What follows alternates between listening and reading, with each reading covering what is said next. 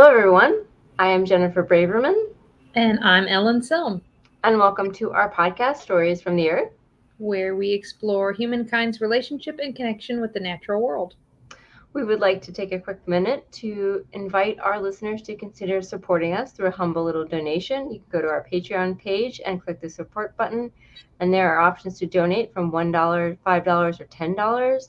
And the donations will go towards helping us fund future projects, such as taking the show on the road and doing on site reviews and interviews at herb farms and schools and other interesting places relevant to our podcast. You can also give us a follow on our social media. We're on Facebook and Instagram. You can give us a rating and a comment on Apple Podcasts, and that all helps support the show. Today we are talking with Justin Holt, one of the co-founders of Kudzu Culture. Kudzu Culture is a nonprofit organization dedicated to all things kudzu. Justin has worked in ecological agriculture, permaculture design, and environmental education since 2011. He's the co-founder of the Nutty Buddy Collective and the Asheville Nuttery, guides foraging tours with No Taste Like Home, and works as a consultant for people and communities engaged in agroforestry. All equally very interesting stuff in its own right. But today we're here to talk mainly about the plant that ate the South, as it's been said, and that is kudzu. Like, I was thinking about it, and I was like, oh, because my family is from New York, from Brooklyn, and I'm like, did we have kudzu up there? And I cannot remember. It's a city, but there's still Korean stuff. But mostly, it became known to me when we moved here to North Carolina, where we had a very large swath of it on our road going to my house. So I'm like, oh, that's kudzu, and that's what I knew about it for a long time, and that was it. All right, so we'd like to start. Can you give us a brief history of kudzu in the United States for those of us who are not very familiar? And where did it originate from? And how did it end up here? Well, it's funny you said that about New York. I've had this memory, this something that's been nagging me. I grew up in the Hudson Valley in New York, and Oh, I swear I saw kudzu growing on the banks of the Hudson as a kid, and asking my dad what it was, and he said it was kudzu. It's a funny thing because I didn't know anything about plants or really care anything about plants. I loved playing in the woods as a kid and going to apple orchards, and I think it was like, in my heart I cared, but I didn't know that I cared. I was really into sports and other kinds of things. I don't know. For some reason, it just stuck with me. This memory of seeing this wild plant covering, oh, the you know, trees. large swaths of land. Yeah, I've been wanting to verify that memory. It was probably not kudzu. If you look at the range map of kudzu, it doesn't grow in that part of the world yet. Though, who knows how exactly accurate those maps are. I wouldn't be surprised if in New York City it's there, just because there's so much coming in and out of New York City all the time, and it's a little bit like a microclimate there. People grow figs there, so it's a little bit warmer than it is upstate.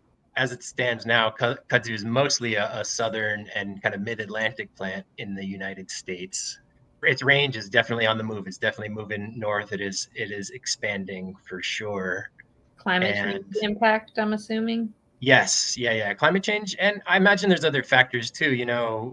Kudzu is an edge species, and I'm sure we'll get into the ecology of it a bit more. But it's a plant that follows disturbance, and it loves to grow in places where forests have been cleared, and there's a lot of sunlight. With rural landscapes getting developed and things changing quite a bit, our forests, perpetually getting carved up into smaller and smaller pieces and getting developed. I'm sure there are other factors that are impacting kudzu's expansion, but climate change, I think, is maybe the main one. Yeah, but how did it get here to begin with? It's kind of a long story. I'll just kind of launch into it. It arrived on the uh, on the shores of North America. I want to say 1876 was there was a centennial celebration, Mm. and some kind of ornamental Japanese garden in Philadelphia was part of this celebration, and kudzu was brought in to be kind of a display plant, and I think caught people's attention, but in a kind of a as a kind of novelty shade vine, and people started to plant kudzu experimentally as a shade vine. I think it's probably did the job really well of providing shade on people's porches, probably too well, though in Philly maybe didn't survive the winters. But then it really started to get spread by farmers who were experimenting with growing it in various ways on their farms, sometimes as a cover crop that they would actually plow under, which is fascinating to me. Like, Wow. I can't imagine they did that more than a couple times before the roots got way too big and the kudzu got, unplowable.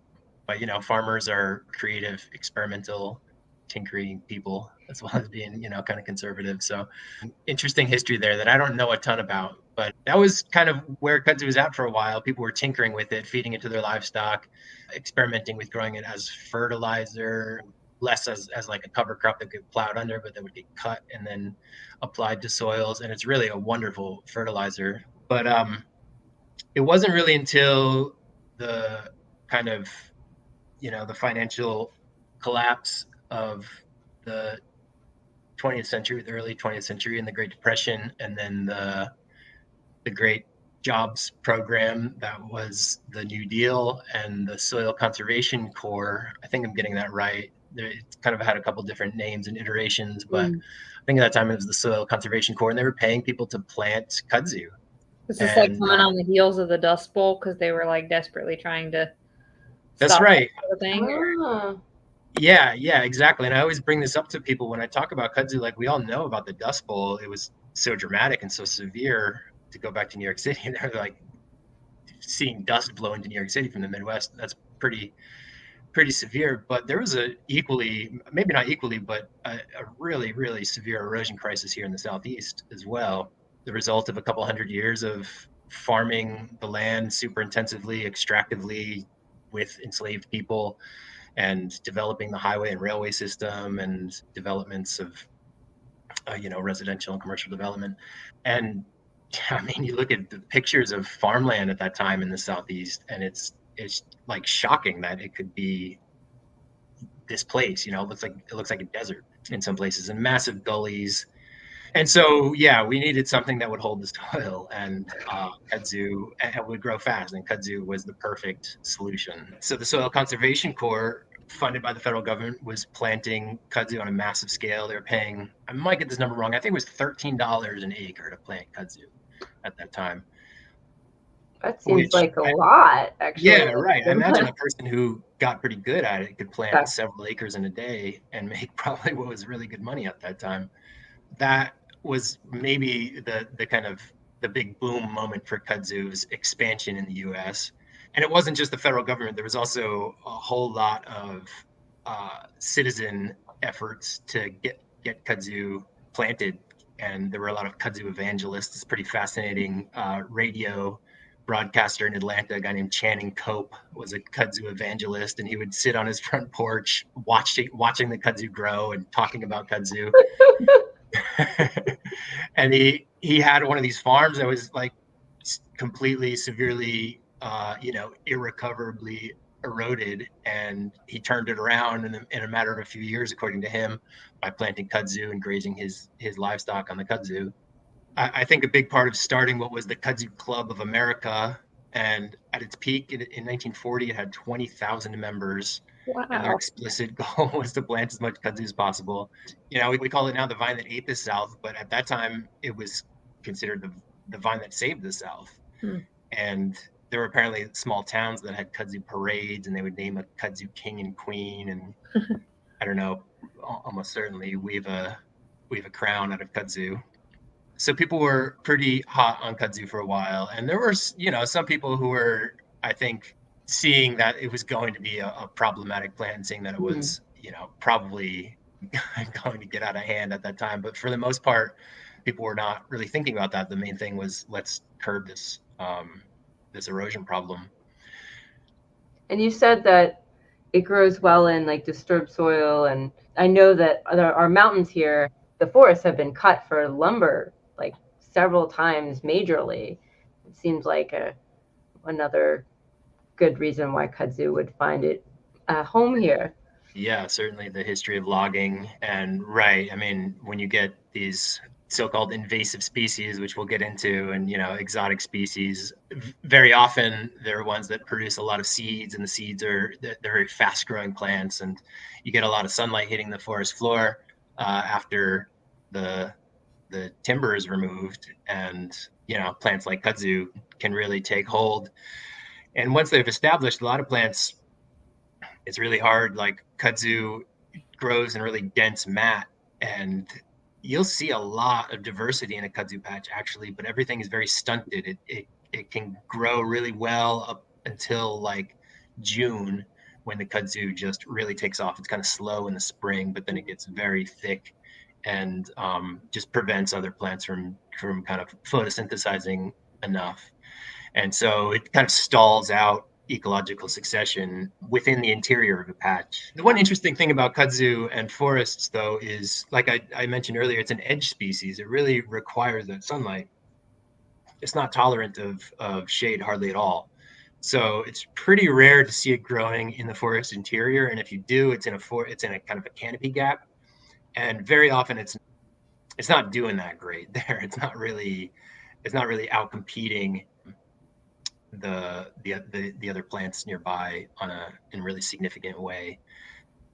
It's quite a bit less problematic in terms of kind of forest health and ecological succession processes than, say, Asiatic bittersweet or privet. Some of these plants that are completely tolerant of shade and can happily hang out in the understory of the forest and also thrive in full sun. I'm curious because, it seems like a lot of our invasives in this region anyway, the Appalachian South, are transplants from Asia, the biomes being similar. But, in a lot of cases, it's like something where it's like, well, the reason it goes crazy here but may not be considered invasive, obviously, in its native continent or whatnot, is because there's a lack over here of like a check or balance. So are we like missing a certain bug or bird or fellow plant or something that's known overseas that would have kept it in check here? Yeah, I'm glad you asked. I'm chuckling because it's like such an obvious question. I mean, it's an important question, and the answer is not obvious with kudzu, because it's like what can you imagine a plant that can keep, or an animal that can keep up with, eating the amount of volume of biomass that kudzu is churning out? And there just isn't. There aren't other animals really that keep kudzu in check. There's the kudzu bug, which was introduced, which does definitely eat kudzu, but does not negatively impact. This is an Asian stink bug species that was introduced in hopes it would help, kind of provide a biological control for kudzu. And I think it just really quickly discovered that these massive soybean monocultures were preferable to kudzu. Yeah, really became a problem in that way.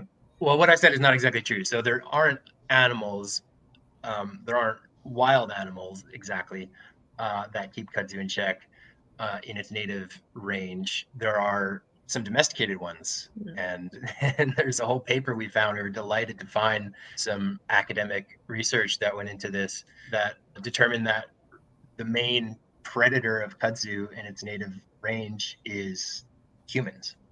Yeah. And human culture. That's pretty funny.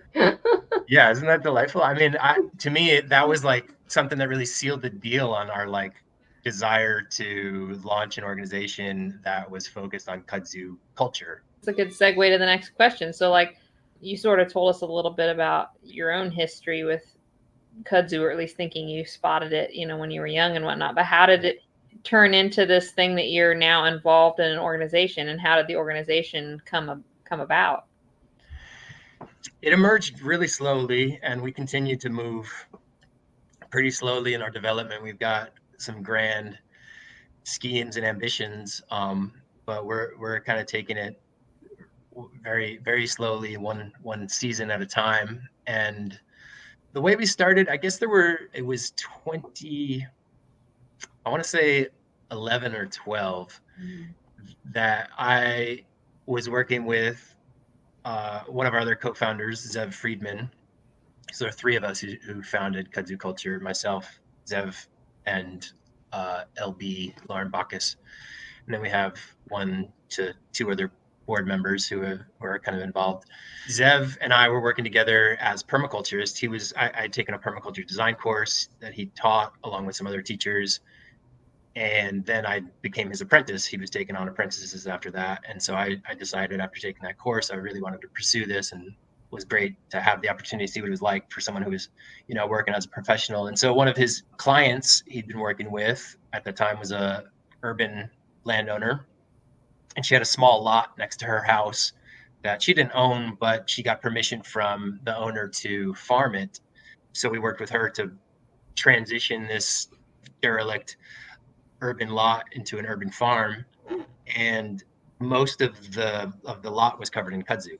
So we thought this is a great opportunity, harvest kudzu roots and remove the kudzu, and then use that newly available land for growing milpa, which is a whole other thing that we're into, me and Zev and a lot of other folks in our community, growing it's the corn, bean, and squash kind of Mesoamerican agro ecosystem. Like the Three Sisters is a kind of a simplification of it. Yeah, we were excited to have that opportunity to grow, and we grew a ton of corn and beans and squash and sunflowers and leomies and tulsi and all kinds of other stuff in there after taking the kudzu out. So yeah, we removed the kudzu, myself and a few other apprentices, and we made an attempt at extracting kudzu starch, and we didn't completely fail. I think we got a few tablespoons from like quarter acre or so of roots that we dug up. I still to this day don't know what happened, because it's not actually that complicated. I can get into the starch extraction process if you want. You pound the roots and soak them in water, and then the starch is suspended in water, and then you gotta let it settle and then siphon off the water and then add new water. And I think someone might have just siphoned off most of the starch at one point accidentally. But every year since then, we've gotten together in the kudzu patch to dig kudzu roots. It was slow without a big goal in mind, but we just loved the experience of digging the roots. Being out there in the winter is the time to dig the roots, and having that kind of work to do in the winter feels really good. You get feeling pretty good to be using your body and digging in the kind of slow winter moments outside. It just feels really good. And then the smell from the kudzu roots is really hard to describe. It's kind of like the same sweetness you get from ginseng. That's kind of like polysaccharide sweetness. It's not sugar, but it's like very distinctly sweet, very kind of like potent, medicinal, rich smell that you just fall in love with pretty quickly. And then doing it in this kind of like slow communal way where we have fires and a lot of people kind of dropping in over the course of several days, and it's much like we call it kudzu camp after a couple of years of doing it. Yeah, it just kind of became this thing that we were really enjoying doing, and each year we kind of got deeper and deeper into it, and we're digging further and further into this amazing resource, this book called the Book of Kudzu, written by Shirtliff and Ayagi, I think. They're the authors of some like influential macrobiotic books from the 70s, and they kind of like wrote this book about kudzu as just kind of on a whim. But it's been our Bible, and it's really been an amazing resource. And so every year we kind of like dig deeper into that, and eventually merged into wanting to start a co-op. And there was maybe 8 to 10 of us who were pretty hot on that idea and pursued it for a while, but had a hard time kind of organizing it in a way that was working for everyone. And the concept with the co-op was that we would dig kudzu roots and sell the fresh roots to herbalists to fund our work, and then work together and share the burden of, share the labor and the reward of processing the kudzu roots, so we could have kudzu starch for ourselves all year, and dried kudzu roots to use medicinally, and all kinds of other potential parts that could be harvested during our, annual kudzu camp. We explored that idea for a couple of years, and then eventually LB kind of took the reins. Zev and I were kind of preoccupied with other things, or occupied with other things, and She took it in the direction of a nonprofit and did all the work to kind of transition into being a 501c3.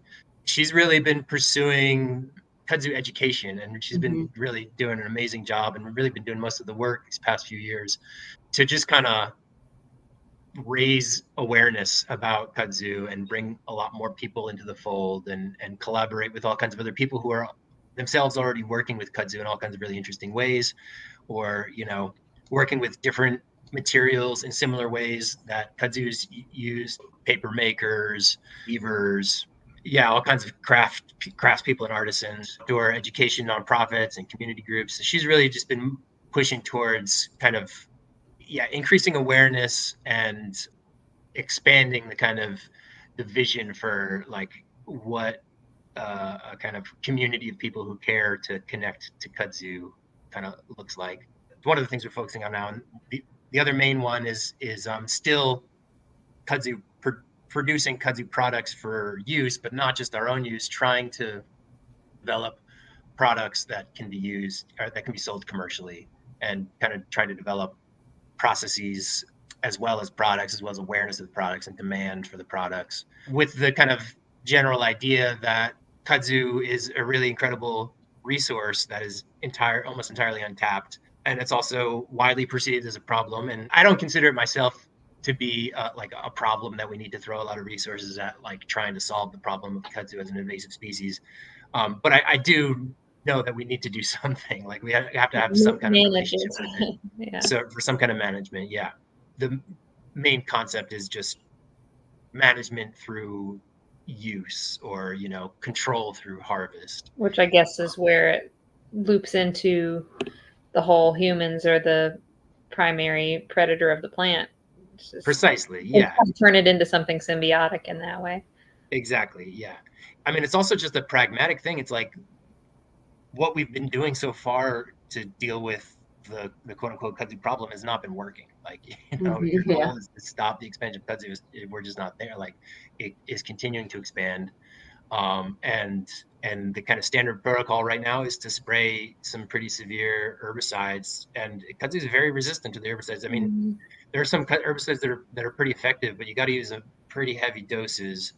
It's just a very difficult plant, because wherever the vines touch the ground, it can root.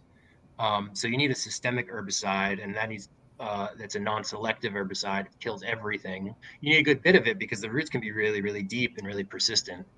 Best case scenario is like, okay, the chemical solution to the kudzu problem is working, but what are the downstream effects of that? And what are the upstream effects of all of the fossil fuel energy that goes into producing these chemicals, and all of the people who are responsible, having their bodies in contact with all these chemicals, not to mention the applicators. It's so linear. It's like, got this thing, that's a problem, let's kill it. And it misses out on so many opportunities. Of course, it's like so many things we're doing in this realm. It's like we're reaching so much, I think, to like not only address some ecological problem, but also like try and get to that core. I don't want to frame it necessarily as a problem, but that core issue of like the human relationship to our landscape, cultural, political alienation, like systemic alienation from our places, and that kind of connection to it. To me, it's like a little bit of like a multi-pronged solution to say, okay, let's harvest the kudzu and use the products, create and kind of promote and generate demand for, an interest in, and awareness of, and appreciation for these products, and through that process, we can not only prevent kudzu from expanding further, and perhaps even make some headway against the kind of footprint of kudzu, and recover some land for other better uses than to have giant kudzu patches everywhere, and then also in the process heal ourselves in some important ways.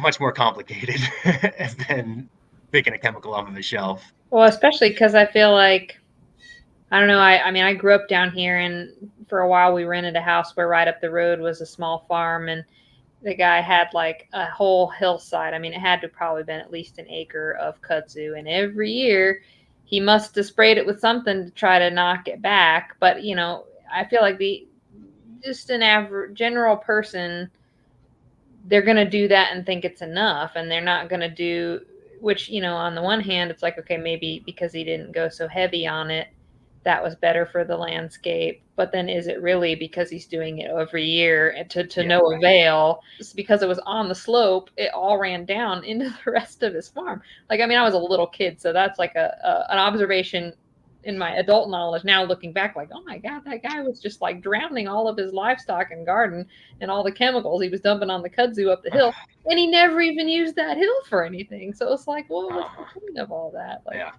right. That was just merely to keep the kudzu from taking over. Yeah. So it's like, well, maybe if this organization, you know, this kind of awareness, it's important that it exists, because then maybe people in those situations might be like, oh, maybe I can actually do something with this instead of. Yeah, right. I hope that's an effect we're having. And then also what we're hoping to do on the kind of like commercial development side of our ambitions is to make it easy for people to then tap into kudzu as a resource. You know, it's one thing to say, oh, you can use it for this, and this, but it's a whole other thing to find like the people who are actually going to go do that and figure out how to make it actually fit in their lives in a way that's viable and kind of, you know, continues to meet their needs. And so that's we hit that wall. It was like, oh, you know, it takes a lot of work to do this starch extraction, so we need some equipment to do this more properly. And it's like, okay, we actually need like a big investment to be able to do this more properly.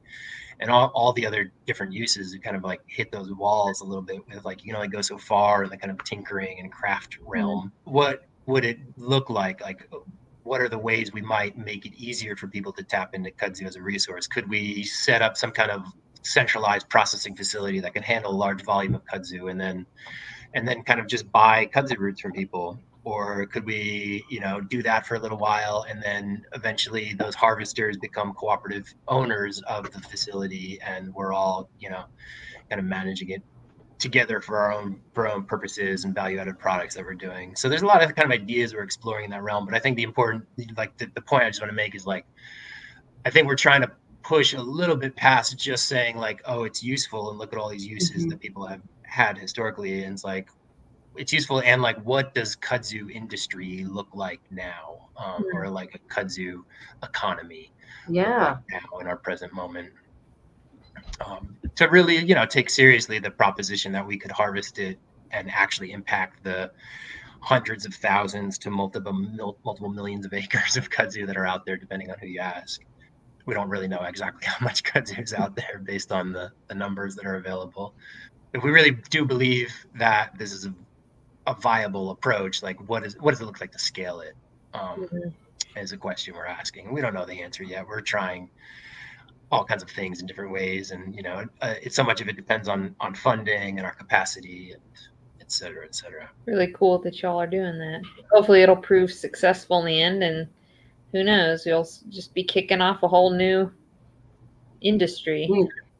No, I think it was when I did kind of like have my green awakening. Like that was one of the first plants. I was like, oh, this plant has got something going on, you know. So before I hardly knew anything about plants, I knew kudzu. It's just like if you're noticing anything green at all in the South in the summertime, you're noticing kudzu. And and it's got this kind of rich history, and it is like a little bit naturalized in the South, kind of culturally. You know, it's like almost as South as Southern as sweet tea. You know, like the kudzu blossoms hanging, it's like it is evocative of the South for sure. It's got a kind of lore and the fact that it is like just such an amazing, strange plant. It is like incredibly fast growing. It's, you know, they call it the mile a minute vine, or the foot a day vine, or the vine that will follow you home. So I think there's like something special about kudzu besides its many uses.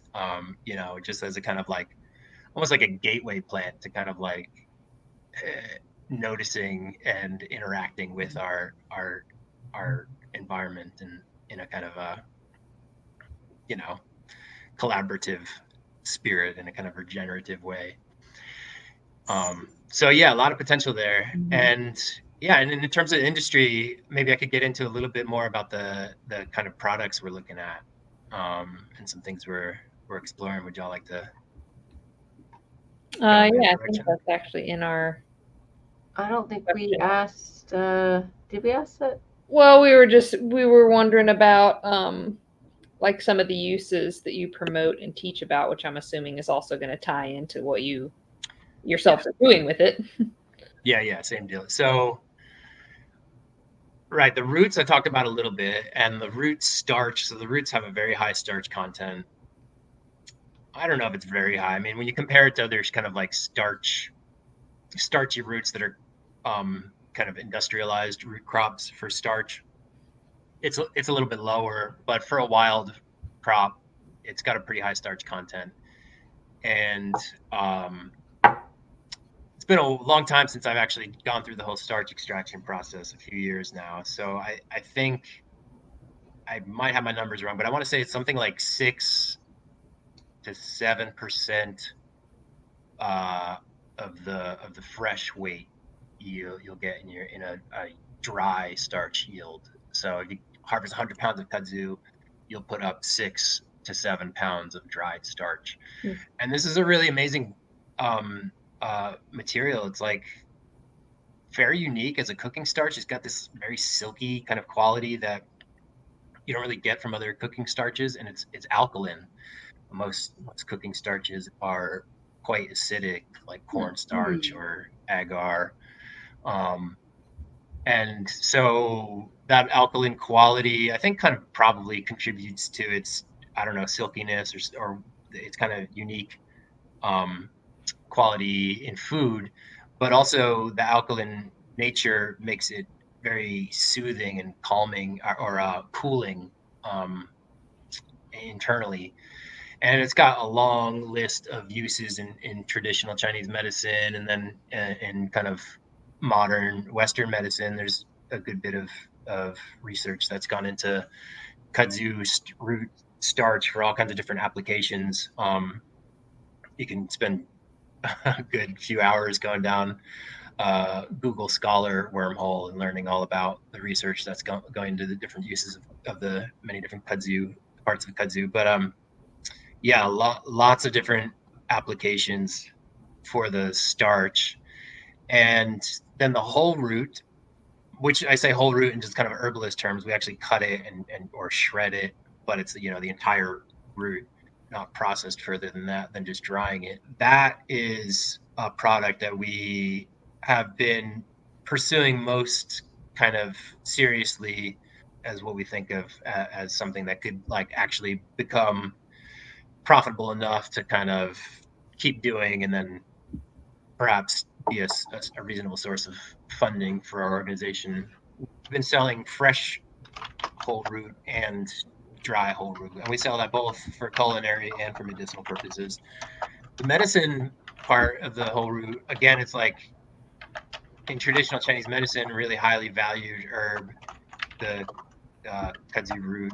We've spoken to some TCM practitioners here in Asheville, and we have one friend who was saying that of the 100+ herbs that he uses consistently, kudzu is among the top 20 that he uses in Wow. a lot of his formulations for lots of different things. And so I'm not a herbalist. It's hard for me to keep all that information in my brain. But one of the things that was really pretty impactful and kind of set us off on the path of really pursuing the whole root as a medicine, as a product for us, was, so we have kudzu root camp typically in March, and we arrived at kudzu root camp in, I don't know, everything's a blur now, but I think it was 2020 when the old global pandemic struck. And we were at Zev's childhood home where his dad still lives in a kudzu patch. We arrived there the day before the World Health Organization announced that we were in a global pandemic, and we all were kind of, you know, like the rest of the world, kind of panicked and didn't know what to do, and thought we would go home. We sat on it for a day. And then over the course of that day, Stephen Herod Buhner, who's a pretty influential herbalist, American herbalist and researcher, had published a paper he wrote on the Chinese approach, basically what herbs they're using in China to treat COVID. And kudzu was among those herbs. And I think he even gave our group a little shout out in a social media post about it. And we started to get inquiries from around the country about like how much kudzu could we possibly send them? Like, can you send us, 40 pounds of dry kudzu? Oh, wow. I don't think there was anything quite like that, but people were asking for a lot. And, it was like orders of magnitude more than we could supply, but we decided to stay. It was like, all right, this is the best place for us to be right now. Like you can't get good, clean kudzu root fresh basically anywhere. As much kudzu root as there is in the country, there's no commercial vendor of kudzu roots domestically. You can import it from China, and a lot of herbalists are a little bit, not so hot on importing herbs from China, where the environmental regulation is often quite a bit more lax. And so, there's a lot more contamination, et cetera. We were the only game in town, basically, and people were wanting to get kudzu. A lot of community herbalists who are like, wanting to stock up and be ready to help their community deal with the pandemic. So yeah, we stuck around and we were just digging kudzu roots and shipping them all over the country as fast as we could. Wow. And yeah, so that was a good kind of like, okay, there's a real need for this. There's a real demand for it. This is a really good place to put our energy. And still, we get a good bit of orders for fresh roots. I mean, we didn't see the continued demand after 2020. I think even the following year was a lot lower. The demand was that we were seeing. Yeah, so kudzu roots, whole or dried, used in traditional Chinese medicine for all kinds of things, including viral respiratory infection. The kudzu juice is a pretty interesting thing. This is basically, the root is pretty watery. And also when you extract the starch from the root, you pound the root up and then submerge it in water to kind of dissolve or suspend the starches in the water. Like I said, the starches will settle, and then everything that's basically not the starch, all the liquid, is kind of like a very rich cold extract kudzu root tea. And I've seen this in Asian markets. I think in Korea it's a fairly popular drink. They call it kudzu juice, is the Korean kind of translation for it. We've attempted to market that here and there, and the two things that we're doing with that mostly is Zev is kind of taken off on a kudzu bitters project, so or a product. So he, combines that with a bunch of other herbs and has a really wonderful bitters formulation he's developed where kudzu root is the main flavor in there. And then there's this really great local company that makes a drink called Jun, which is like a kombucha but with green tea. Oh yeah. And honey. And they make some really wonderful drinks. Shanti elixirs is what it's called. And they have some kudzu specific drinks. They've been doing kudzu blossom drinks, and then also they've been buying roots from us to basically make that kudzu juice, and then add that I forget the other herbs in there, but it's kind of like an earthy flavor. It's very, I mentioned ginseng, the smell of ginseng. It's kind of in that kind of ginseng or burdock kind of like range of kind of sweet flavor, somehow bitter, like both sweet and bitter at the same time. Really lovely Jun drink you can get from Shanti that's made from our kudzu. And then there's the fiber. And the fiber is really amazing stuff. We haven't really, I don't think I've talked at all about the fiber, but the whole top half of the plant is maybe equally exciting. It's like actually the oldest use of kudzu, the oldest fiber in the archaeological record is made from kudzu. And you're talking about like fiber for like weaving and such. That's right. Yeah. It's a really wonderful weaving fiber. Kudzu fu is cloth that's made from kudzu. That's a Japanese name for it. Kudzu cloth. Use that as a search term and find all kinds of amazing, beautiful works of art. And traditionally this was a source of fiber for people for clothing. The plant was actually brought to Japan from China. And in China for, I don't know, 1,000 years or something before the Common Era. They were mostly, I think, almost exclusively, probably some exceptions to that, but I think mostly from what we understand in the kind of historical record, it was just used as fiber. And there was even a whole period, I think it was early in the Common Era. I don't remember the name of the dynastic period in China or the dates, but it was sometime in the kind of first 1,000 years of the Common Era. The kudzu cloth was the main cloth that people wore. It was like actually the name for commoners at the same time was the same name as kudzu cloth. They just called the commoners kudzu cloth because that's what everyone was wearing. And then in Japan, I think they kind of refined the cloth a little bit further for like ceremonial clothing, like kimonos and So it went from being the commoners thing to being the exactly thing. Yeah, these cycles of From what I understand, before the silkworm was domesticated, the kudzu cloth was like it was kind of like silk. It's not exactly silky; it's a little bit more coarse than silk, but it's like as it wears, the cloth apparently gets finer and finer. There's an old Japanese saying that it's like the first generation wears kudzu cloth as a coat, the second generation as a shirt, the next generation as underwear. We're aspiring to kind of figure out how to kind of scale up. It's very labor intensive. There's also, I forget the exact saying, but this is from the book of Kudzu, like some saying about kudzu cloth weavers and how they have no friends because they're always just weaving kudzu cloth all the time. So it's very labor intensive. So trying to figure out if there'd be a way to we're working or streamline. It's and it's it's challenging, but there's some promise. We're working with some textile mills in the area, and of course North Carolina has a deep history with textile there, and there are a lot of people who are working in the kind of fiber shed project around the country and doing kind of local fibers and local cloths.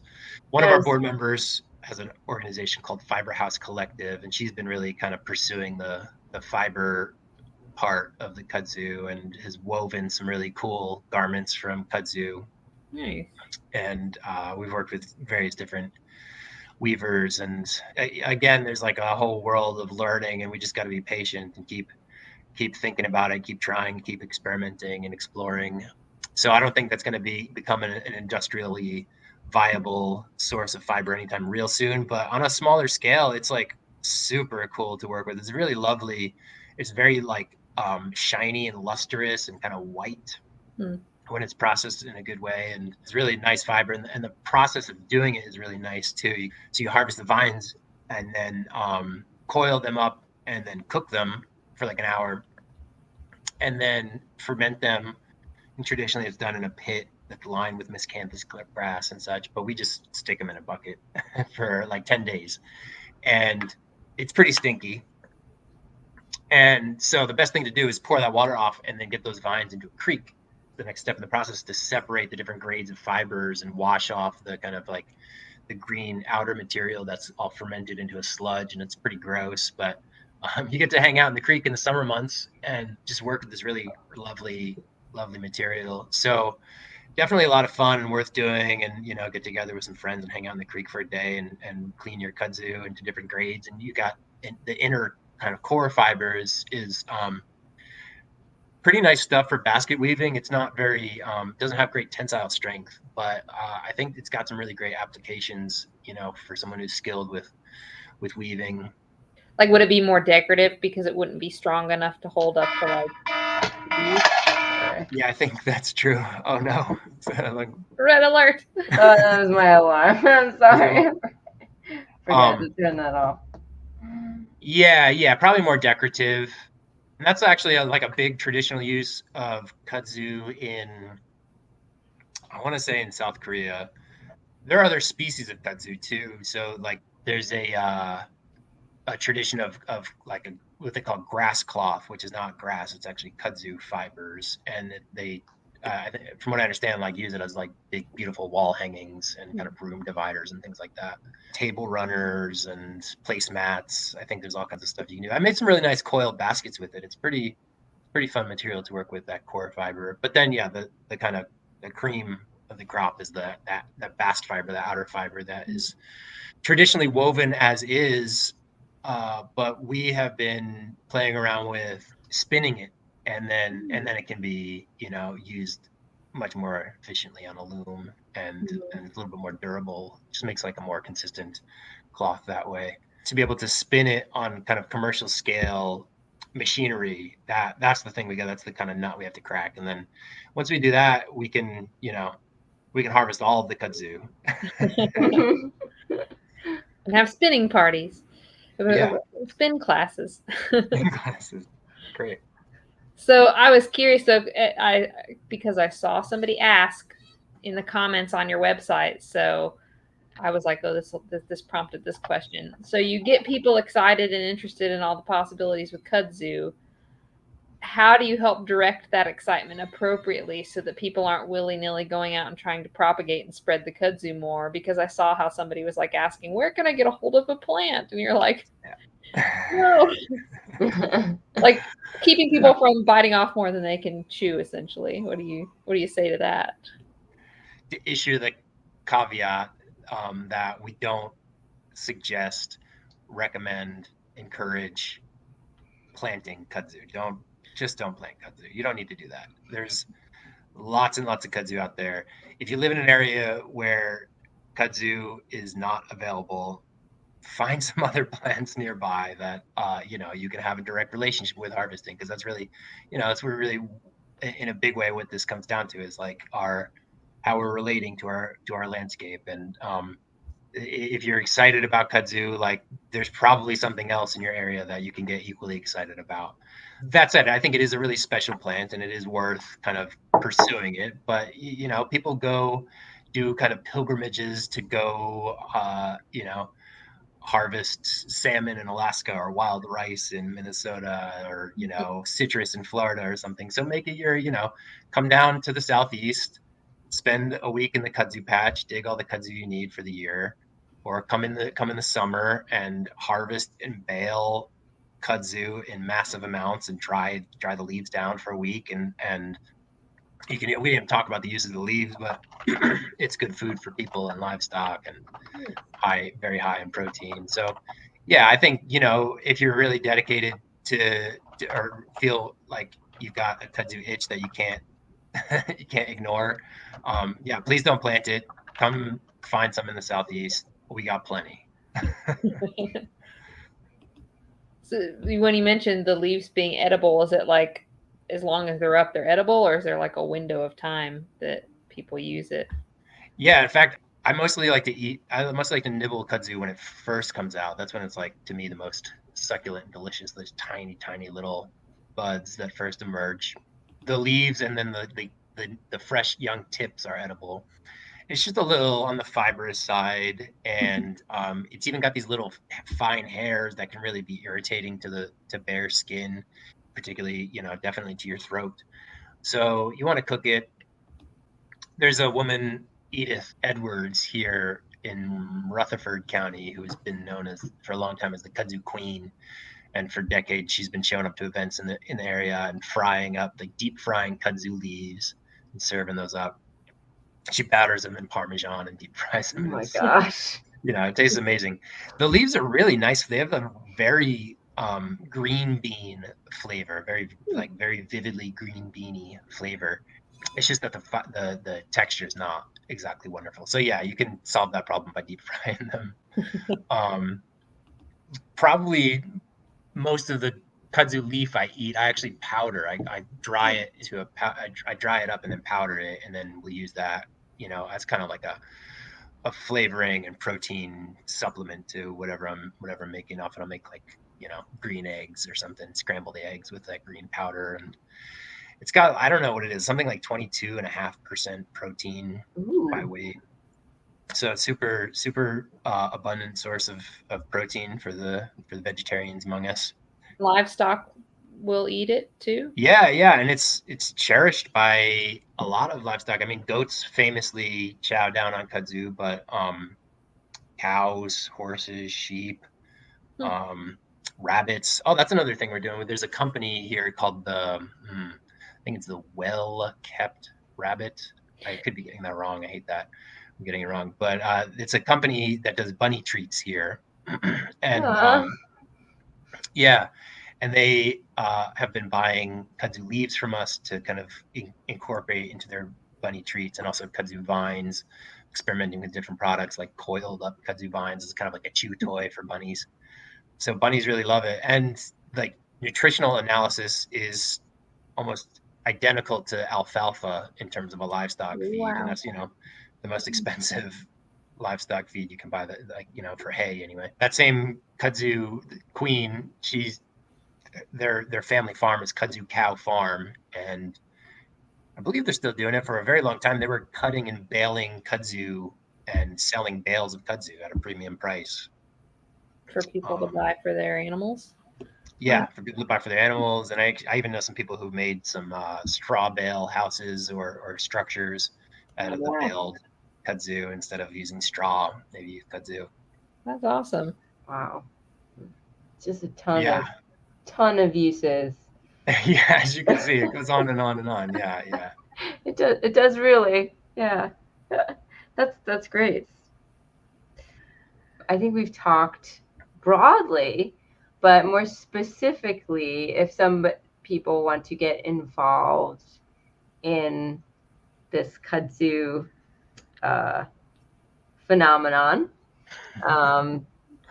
that you guys are sort of spearheading, what kind of, I know you do classes and workshops, so what kind of classes and workshops do you offer? Yeah, well, but first Or before I say events, that, I I want to guess. go ahead and like carry out my duty as a board member and say, like, we're needing folks involved if they're interested in seeing this work continue and our organization continue to be able to do what we do. Funding is the big question right now. So that's like the kind of need that's most primary if people are interested in getting involved in kudzu work and what we're doing in particular.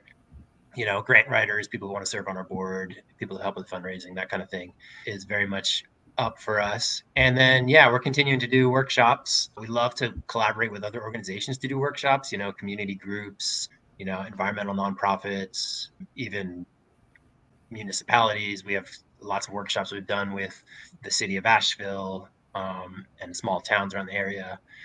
If you're interested and want to set up a workshop, we will travel to come do workshops around the region. We also have stuff that we're putting on our calendar all the time.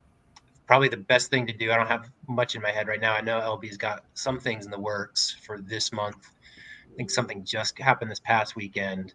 I saw something on Instagram, I think. So that might have been the thing that happened. Yeah, I think it was another. We've been working at a greenway here with the city of Asheville. I think this past weekend was another root crown harvest. So we're kind of cutting the root crowns. That's a quick thing I'll just mention too for anyone who's like got kudzu and is not convinced that they want to like fall in love with kudzu yet and just harvest it and appreciate it, but want to still want to remove their kudzu. I think either way, it's a good thing to know that you can pretty simply cut just below the crown of the kudzu and the plant will die. So you don't need to dig up the whole root. You can just get into that patch, particularly in the winter months. It's nice and easy to get into that kudzu patch, find those big vines, follow them to where there's a crown. And that's basically like looks like a little fist with a bunch of little vines coming out of it. And the fist kind of narrows to a wrist and then swells up to a larger root below it. And right at that kind of point of the wrist, if you cut it, that crown is severed from the rest of the root, the root won't sprout. So you can remove kudzu that way. And I think that's what LB was doing this past weekend with some volunteers as part of that Greenway project. Yeah, the root is harvested in the winter. We do most of our root harvest in the winter. So I think we'll probably be doing root harvest trainings through the winter and probably some root harvest events. It could be that we get around to doing another full-on kudzu camp this winter. There's been some whispers about that in our group. So we may actually do a whole starch extraction process and have a big root harvest. Is it best to keep up with on the website, or is your social media even more like current to date than the website? Good question. I think probably the website, if you're like want to plan in advance and see what's going on, we tend to put stuff on there some weeks ahead of time. And then I think there's more kind of like closer to the date promotion happening on Instagram. And then we also have a newsletter that is sometimes active and sometimes not. But we definitely don't do any spamming. It's like, at the very most, you'll get a few emails a year. So yeah, you can sign up on our website for that. Yeah, I think those are the main ways to find out what we're up to and to get involved. Before we officially wrap up, is there anything you'd like to add, that something we haven't mentioned or something you'd like to mention before we do our outro? I don't know. I feel like we covered a good bit of ground there. We did. Yeah, there's always so much more to say about kudzu. I never knew it was that easy to behead the kudzu and it would not grow back. Like, I wish privet and the bittersweet were that easy. Right. And tree of heaven sprouts back, and can get root sprouts further away from the stump. Yeah. It depends. There's a lot of variability in a kudzu patch. So in a square foot in a kudzu patch, you might have one root or you might have 10. It's simple. I'm not going to say it's easy necessarily, but it's straightforward. I'm always inclined to push against the narrative, the popular narrative about invasive species that we tend to just accept without a lot of scrutiny. And I don't want to get too preachy about it, but I just always want to like encourage people to kind of like try and scratch below the surface of the stories we have about these plants that we, that are largely considered to be invaders and these kind of terrible, noxious species that we need to kill at all costs. And often when we look kind of beneath the surface of that story of considering them to be invaders, we learn a lot more about plants and about their history and about ourselves. And things are so much more complicated and so much more interesting and richer than exotic plant bad, kill. I mean, they might end up proving means to survival at some point, like hardiness, we could absolutely right. Yeah, I mean,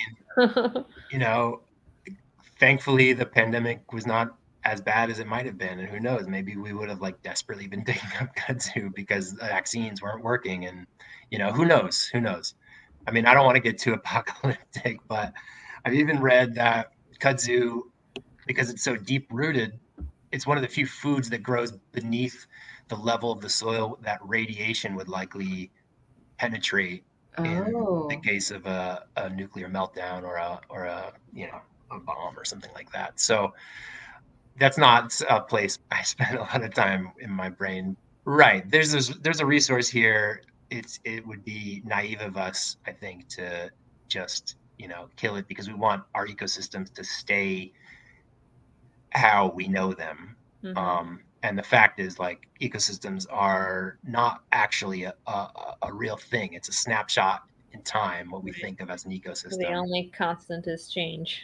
Yeah, and it's always emerging, and there's a whole kind of field of study of novel ecosystems where people are saying, like, these exotic species, these invasive species, so-called, are not going anywhere, and we're not gonna keep them where we want to keep them. And so, what does it look like to just sit with that reality and explore the science of emergent ecosystems in the kind of crazy, Anthropocene or Ecocene, whatever we're calling this era that we're in, with all this crazy, change and so much uncertainty. And okay, one last thing. I swear I'll stop here. The fascinating thing about kudzu too is it's one of the plants that there's been studies to see, how plants are going to respond to higher levels of atmospheric carbon and higher temperatures. And they put plants in a chamber and expose them to increasing levels of CO2 and heat. And some plants do better and better and then kind of level off. Some plants don't do better at all.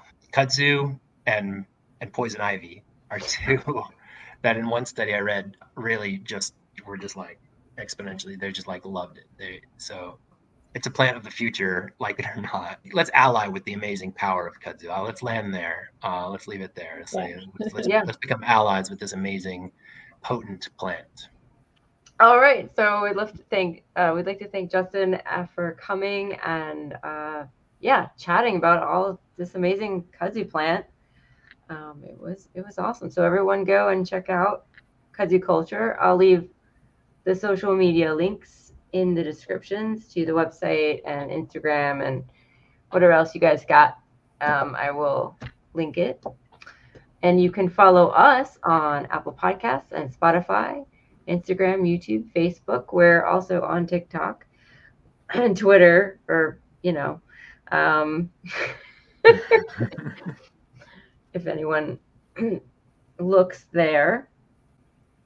We'd like to invite our listeners to consider supporting us. If you go to our Patreon page, you can donate, or you can follow us on our social media. And also you can give us a rating and or comment on Apple Podcasts, and that is really awesome and supports the show as well. So so thank you very much again, and we'll talk to you guys next time. Thanks, Justin. Thanks, y'all. Bye. Take care.